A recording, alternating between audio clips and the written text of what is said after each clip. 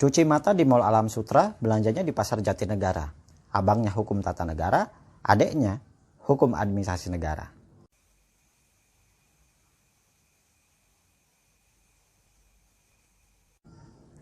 Assalamualaikum warahmatullahi wabarakatuh. Salam semuanya dan selamat datang kembali di channel Quorum, channel khusus obrolan hukum. Baik, pada kesempatan kali ini kita akan ngobrol seputar hukum administrasi negara. Tapi seperti biasa, sebelum kita ngobrol, kita berdoa dulu kepada Tuhan Yang Maha Kuasa. Semoga kita senantiasa diberikan limpahan rahmat, karunia, dan ilmu yang bermanfaat.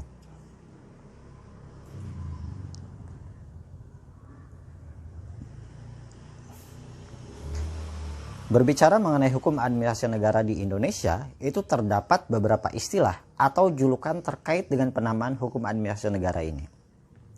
Hukum ini selain disebut dengan hukum administrasi negara, juga bisa disebut dengan istilah hukum tata pemerintahan atau juga seringkali disebut hukum tata usaha negara. Jadi hukum administrasi negara itu sama dengan hukum tata pemerintahan. Dan hukum tata pemerintahan itu sama dengan hukum administrasi negara. Dan dalam konteks hukum, administrasi itu memiliki arti pemerintahan. Sedangkan dalam konteks ilmu administrasi, administrasi itu memiliki arti manajemen. Dan ketika kita mempersatukan perbedaan dan menyandingkan kedua konteks tadi dalam sebuah ikatan untuk mencapai tujuan yang satu, mungkin bisa kita katakan jika hukum administrasi negara adalah hukum yang mengatur tentang manajemen pemerintahan, baik dari segi kewenangan, organisasi publik, maupun prosedur pemerintahan. Dan berbicara tentang asal-muasal atau sejarah kelahirannya, hukum administrasi negara itu lahir karena konsekuensi dianutnya konsep negara hukum liberal di negara Eropa kontinental. Pada konsep negara hukum liberal, itu adanya keterkaitan kekuasaan pemerintah pada undang-undang.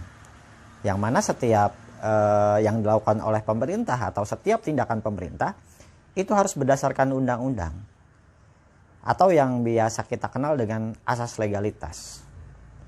Dan asas legalitas ini bertujuan untuk memberikan kepastian hukum yang memberikan jaminan terhadap hak asasi manusia. Sehingga sejak awal kelahirannya, fungsi utama HAN itu adalah memberikan perlindungan atas jaminan hak asasi manusia. Adapun terkait dengan definisi dari HAN, ada beberapa para pakar yang mendefinisikan hukum administrasi negara yang antara lain R. Abdul Jamali. HAN adalah peraturan hukum yang mengatur administrasi, yaitu hubungan antara warga negara dan pemerintahnya yang menjadi sebab negara itu berfungsi.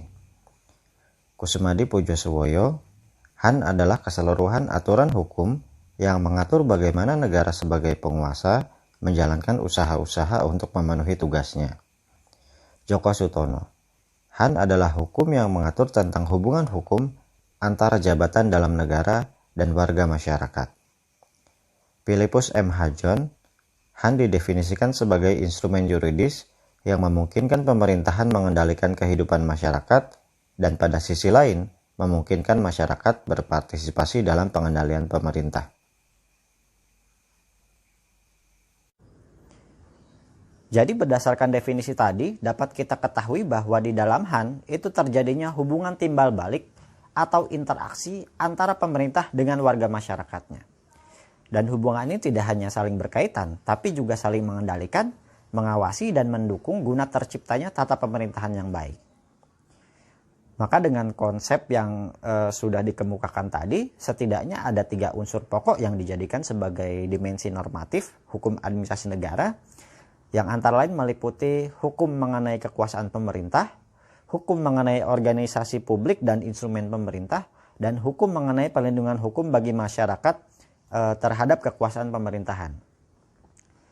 Nah, ketika kita berbicara tentang pemerintah dalam hal administrasi, yang dimaksud pemerintah di sini yaitu pemerintahan dalam arti sempit.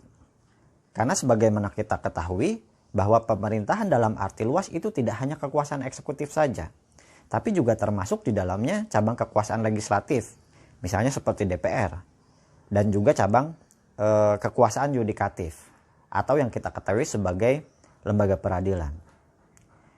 Dan pemerintahan dalam arti sempit yaitu yang memiliki fungsi eksekusi dari cabang kekuasaan eksekutif.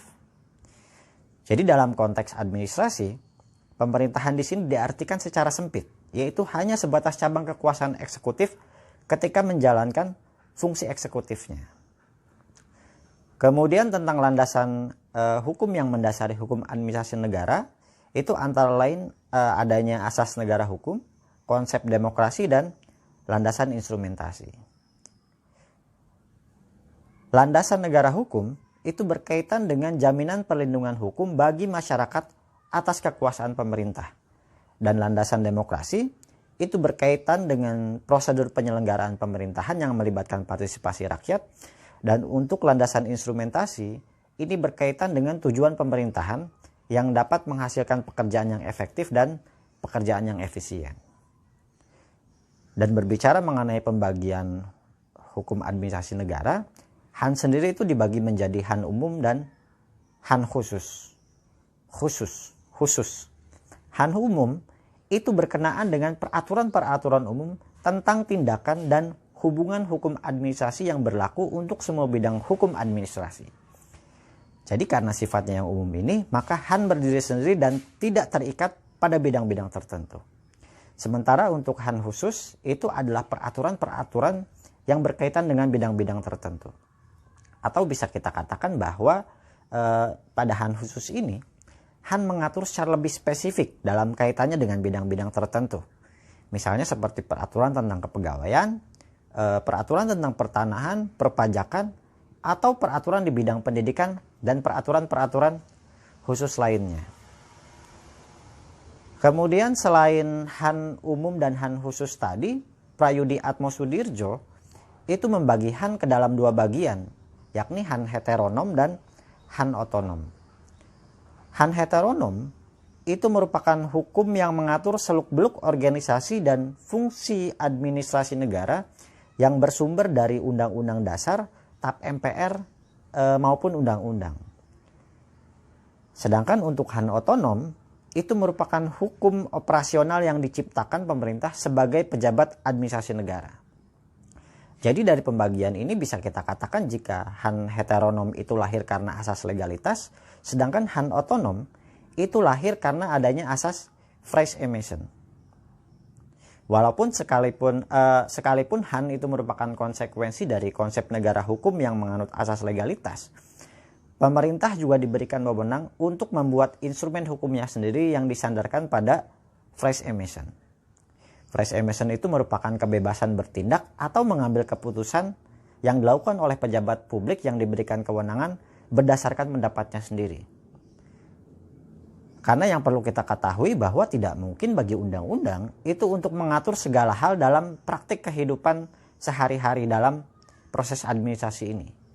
Jadi bisa kita katakan bahwa fresh emission ini diperlukan sebagai pelengkap atas asas legalitas. Dan kebebasan ini tidak diartikan kebebasan dalam melakukan segalanya. Sekalipun kita ketahui bahwa kebebasan adalah segalanya. Tapi kebebasan tersebut itu harus sejiwa dengan undang-undang yang melandasinya, menjunjung tinggi nilai-nilai moralitas, serta tidak lupa untuk mengedepankan rasa keadilan. Ingat, harus mengedepankan rasa keadilan. Karena rasa adalah segalanya, dan karena rasa nggak pernah bohong. Baik, mungkin hanya itu yang bisa disampaikan pada kesempatan kita kali ini. Jika ada pertanyaan, tanggapan, kritik maupun saran, silahkan tinggalkan di kolom komentar. Sampai jumpa di video-video berikutnya. Salam semuanya. Assalamualaikum warahmatullahi wabarakatuh.